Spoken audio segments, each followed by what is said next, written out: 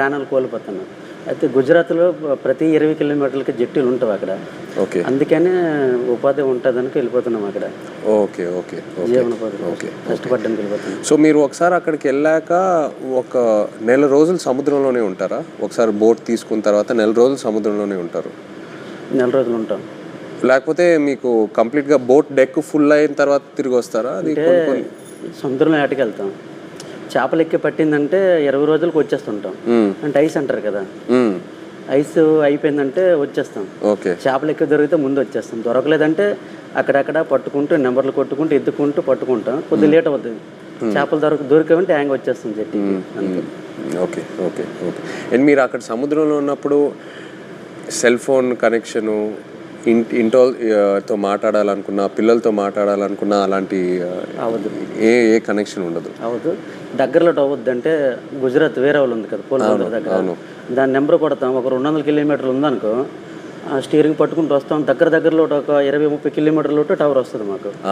అప్పుడు పైన స్లాబ్ మీదకి వెళ్ళడం, చూడడం, టవర్ రావడం, మాట్లాడడం. ఒక్కొక్కసారి కట్ అయిపోద్ది, 2 ముక్కలు మాట్లాడడం, మళ్ళీ చేయడం, అలా ప్రయత్నిస్తుంటాం. అలాగా. ఓకే. బాగున్నారా? చాలా బాధ. పిల్లలు బాగుంటారా, ఎలా ఉన్నారు, అందరూ బాగుంటారా, అమ్మ నాన్న అట్లా ఉన్నప్పుడు అంటే ఎక్కడో చిన్న ఫీలింగ్ తట్టి ఉంటారు. తుఫాన్ అంటారు సడన్గా. గుజరాత్కి ఇలాగా టీవీలో చూస్తాం కదా, గుజరాత్కి తుఫాన్ ఉందని వస్తారు. తుఫాన్ ఎలాగుంటారు, ఎక్కడ ఏడ్ చేస్తారు అనేసి అనుకునేలోపు వీరు అక్కడ ఏది అందుబాటులో ఏ జట్టు ఉంటుంది, గోవా అవని, మంగళూరు అవని, ఏదో అవని, అక్కడికి వెళ్ళడము. అక్కడ బోట్ యాంకర్ అంటారు కదా, అదేసి అక్కడ ఉంటారనమాట జట్టి. అప్పుడు మాకు కాల్ చేస్తారు. అప్పుడు మాకు ధైర్యంగా ఉంటుంది, ఆ జట్టికి వస్తారు తుఫాను దొరకంట అనేసి మాకు ధైర్యం ఉంటుంది అనమాట. మీరు రోజుకి చూస్తూనే ఉంటారు. ఎప్పుడు వస్తారు తుఫాన్ కదా, గుజరాత్లో ఎలా ఉంటారు, ఎప్పుడు జట్టికి వస్తారని చూస్తాం. వీళ్ళు ఫోన్ రావాలి, అమ్మాయ్యా వస్తారు అనే ఫీలింగ్ అనేది ఉంటుంది. సో మీరు ఫోన్ పక్కనే పెట్టుకుంటారా? ఫోన్ అయితే పక్కనే ఉంటుంది. తుఫాన్లు అయినప్పుడు అయితే కరెక్ట్గా వచ్చినప్పుడు ఫోన్ అయితే ఇంట్లోనే ఉంటుంది. ఎప్పుడు ఫోన్ చేస్తారో తెలియదు కదా. అదే ఏట్లో ఉన్నప్పుడు నార్మల్ టైం, తుఫాన్ లేని టైంలో ఏట్లో ఉంటారు కదా, 30 days అయ్యగల ఇంక కాల్ వస్తుంది, పక్కన పెట్టుకోండి. కాల్ 30 days కానీ 1 day అవతలైనా ఇంకా టెన్షన్ అనమాట. ఎందుకు రాలేదు, ఏమైంది అని. సో టెన్షన్ అనేది వచ్చేస్తుంది అనమాట. ఒక్కొక్కసారి అయితే ఎమోషనల్ అయిపోతాం. మన సినిమాలో కూడా సాంగ్ మోంటాజెస్ లో ఉంది కదా, the calendar where you'd keep. So ఆ 30 days అక్కడి నుంచే ఆ చిన్న ఆ మూమెంట్ తీసుకున్నాం మీరు చెప్పిన దాన్ని బట్టి. అంటే మనం ఫిల్మ్ లో కూడా ఒక సీక్వెన్స్ ఎలా పెట్టాం, ఎన్ని రోజులు అయిపోయిన తర్వాత ఎలా కొంచెం చేతులు ఉణుగుతున్నాయో తెలుసా అని. సో ఒకవేళ 30 రోజుల్లో ఫోన్ రాకపోతే, అంటే అక్కడ వాళ్ళని కాంటాక్ట్ చేయడానికి ఏదైనా మీకు ఎమర్జెన్సీలా ఏదైనా నంబర్ ఉందా? ఏమీ లేదు, ఏముండదు. సేట్తో మాట్లాడాలంటే, సేట్లు ఉంటారు కదా వీళ్ళకి బోటుకి సంబంధించి, వాళ్ళతో మాట్లాడితే వాళ్ళ భాష మనకు తెలియదు. వాళ్ళ భాష తెలియదు కాబట్టి వాళ్ళకి మనం ఫోన్ చేయలేము. ఆ భాష వచ్చినంటే మన దగ్గర ఉంటారు. ఆ భాష వచ్చిన వాళ్ళందరూ గుజరాత్లో ఉంటారు కదా, జెంట్స్ మొత్తం గుజరాత్లో ఉంటారు. ఓన్లీ లేడీస్ ఇక్కడ ఏదో కూలి పని చేసుకొని చేపలు పట్టుకొని వెళ్ళి అమ్ముకోవడం, కానీ ఇక్కడ మా లేడీస్ ఉంటాం అంతే. మాకు ఇది తప్పించి వేరే వృత్తి అయితే రాదు, చేపల వృత్తి. ఎప్పుడైనా ఇంత ఒక దేశానికి తెలిసిపోయింది ఇలాగా 22 మంది మత్స్యకారులు తిరిగిపోయారని. కానీ మళ్ళీ మేము అదే గుజరాత్కి వెళ్తాను వేట చేయడానికి, తప్పదా, మాకు అదే ఉపాధి అంతే. ఎలా తెలిసింది ఆ రోజు, ఎలా వాళ్ళు దొరికిపోయారు అనేది? నేను 7 months ప్రెగ్నెంట్ పాప అప్పుడు కడుపులో ఉంది. కూర్చున్న అలా ఫోన్ వస్తుంది, 29 days అయింది అప్పటికి. ఫోన్ వస్తుందని ఇలాగ కూర్చున్నా, మా పెద్ద పాప పక్కన పెట్టుకొని. మా అమ్మకి కానీ చెప్తానని, మీ అల్లుడు వస్తారు ఇలాగ యాడ్ నుంచి ఫోన్ చేస్తారమ్మా చెప్పిన తర్వాత సరేలేని కూర్చున్నాను. ఫోన్ రాలే. ఉదయం మార్నింగ్ 10 అయింది, వేరే వాళ్ళు ఫోన్ చేశారనమాట నా మొబైల్కి, ఇలాగా మీ ఆయన పాకిస్తాన్కి దొరికిపోయారట అనేసి.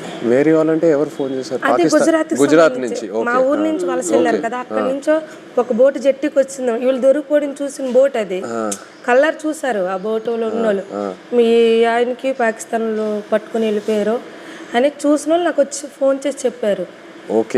చెప్పిన తర్వాత అవును అన్నట్టు అసలు ఏడుపు కూడా రాలేదు, అలా కన్నీళ్ళు ఇంకిపోయావు. ఎలాగా పాకిస్తాన్ అంటే మామూలుగా చిన్నప్పటి నుంచి పాకిస్తాన్ అంటే ఏదో భయం మాకు అనమాట. చిన్నప్పటి నుంచి పాకిస్తాన్కి మనకి యుద్ధాలు ఏదో వినేవారు. అలాంటప్పుడు పాకిస్తాన్ అంటే భయం మనకి. అలాంటిది పాకిస్తాన్కి దొరకడం ఏంటి, ఏం చేస్తారు ఏమో, చంపేస్తారేమో, ఉగ్రవాదులకి గట్రా పేల్చుకొని చంపేయడం విన్నాం కదా, ఏమో చంపేస్తారేమో నీటిలో ఉండే అదో టెన్షను. అలాగా కూర్చొని అందరం ఫ్యామిలీ మొత్తం ఏ ఊర్లో వాళ్ళకి సంబంధించిన వాళ్ళు, మా ఊర్లో అయితే 7 ఉన్నారు, మా పంచాయతీలో సంబంధించిన 7 మా దగ్గర కూర్చొని ఏమైంది అనేసి అంటే, ఒక అబ్బాయి భాష వచ్చిన గుజరాతీ భాష ఆడిన అబ్బాయికి మేము వీళ్ళ సేటు ఉంటారు రామారావు వాళ్ళ సేటు, వాళ్ళ సేటుకి ఫోన్ చేయించాం.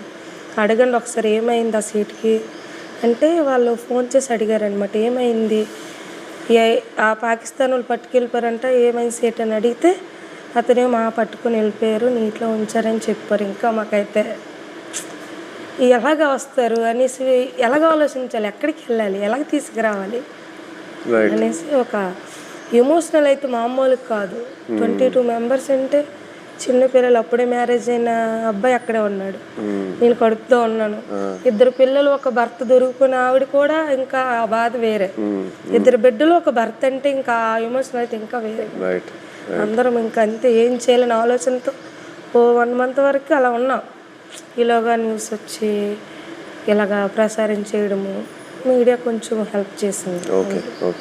మీరు ఆ పాకిస్తాన్లో ఇంతకుముందు వేరే ఎవరైనా ఇలా పాకిస్తాన్ సైడ్కి వెళ్ళి వాళ్ళు పట్టుకోవటం జరిగిందా, లేకపోతే ఫస్ట్ టైం అయినా ఇలా జరగటం? మరి ఇండియా వాళ్ళు చాలా మంది ఉన్నారట. Okay okay. ఇప్పుడు కూడా ఉన్నారు అక్కడ? ఇప్పుడు ఉన్నారో తెలియదు కానీ మీరు అప్పుడు ఉన్నప్పుడు అక్కడ మీరు వెళ్ళి ముందే అరెస్ట్ అయ్యి ముందే ఉన్నారు అక్కడ. తీసుకెళ్ళేటప్పటికి మేము ఏడుస్తున్నాం అక్కడ. ఏడుస్తుంటే వాళ్ళు మాకు బుద్ధిరిస్తుంటారు, పళ్ళకోయండి అదేటి ఇదేటని. వాళ్ళు అన్నారు మాకే 2 సంవత్సరాలు అయింది మేము వెళ్ళట్లేదు అని మరికొద్దిగా ఏడ్చేస్తున్నాం మేము. వాళ్ళు 1.5 సంవత్సరాలు ఒక్కొక్కరు ఒక్కొక్క కారణం. అంటే ఆధార్ కార్డులు పేర్లు రాంగు, ఒక్కొక్క పేరు అంటే ఒక బోట్లో 9 మంది ఉంటారు, వాళ్ళకి ఏదో అర్జెంట్ పని నుండి వెళ్ళిపోతారు వాళ్ళు. అంటే టిక్ పాస్లో పేరు ఉండాలి, నేను ఎవరు కలాసి వచ్చారనుకో ఆ టిక్ పాస్ ఆఫీస్కి వెళ్ళి పేరు రప్పించుకోవాలి, పలానా రామారావు పలానా రాంబాబు అని. అది ఎవరు వెళ్ళిపోతే వాళ్ళ పేరు ఏం చెప్పేశాడు అక్కడ. మన ఇండియా నుండి హై కమిషనర్ వచ్చేటప్పుడు కొన్ని పేర్లు రాంగ్ చెప్పేస్తారు అలా, దానివల్ల ఆయన ఉండిపోయాడంట అక్కడ. ఆయన చెప్పడం మరికొద్దిగా ఏడుపు వచ్చింది మాకు, చాలా బాధ అనిపించింది. ఆ నైట్ భోజనం కూడా మానేసాం, మళ్ళీ అలాగ రోజులు గడిచిన కొద్ది అలాగ ఇదైంది. అక్కడ జైల్లో అంటే మీరు ఏం చేసేవాళ్ళు? రోజు ఏదైనా ఫ్రీడమ్ ఇచ్చేవాళ్ళా, లేకపోతే సెల్లోనే ఉండేవారా? ఏం చేసేవాళ్ళు? అంటే తెల్లారితే వచ్చేవారు కానిస్టేబుల్ పోలీస్ పాకిస్తాన్, లేపి మొక్కలకి నీళ్ళ గంట పోసేవాళ్ళం. ఓకే. తర్వాత గడ్డి గంట తెంపేవాళ్ళం, గడ్డి. తర్వాత గార్డెనింగ్ అని వాళ్ళు పాకిస్తాన్ ఖైదీలతో నీళ్ళు జల్లిస్తారు, వాళ్ళు జల్లిస్తే కర్రకి గోనెకి చుట్టేసి ఇలాగా అలికినట్టుగా తలాపేసినట్టు చేపిస్తారు. మాకు నీళ్ళు మోయమంటారు మాకు. ఆ నీళ్ళు మోస్తాం, 1-2 గంటల పని ఉంటుంది, మళ్ళీ లోపల తీసుకెళ్ళి తాళాలు వేసేస్తారు. ఇప్పుడు మీరు ఒకవేళ ఇంట్లో వాళ్ళతో మాట్లాడాలంటే ఉత్తరాల వైపే మీకు కమ్యూనికేషనా, లేకపోతే సెల్ ఫోన్తో? ఫోన్ ఏం లేదు, ఓన్లీ ఉత్తరాల వైపే. అండ్ అది పంపించడానికి ఎంతసేపు పట్టేది? మీరు ఒకసారి రాసిన తర్వాత, ఉత్తరం రాసిన తర్వాత వెళ్ళి మత్స్యలేశం చేరడానికి ఎంత టైం పట్టేది? అంటే మేము దొరికిన తర్వాత వాళ్ళు ఇండియా వాళ్ళు ఉన్నారు దాంట్లో, ఉత్తరాలు కూడా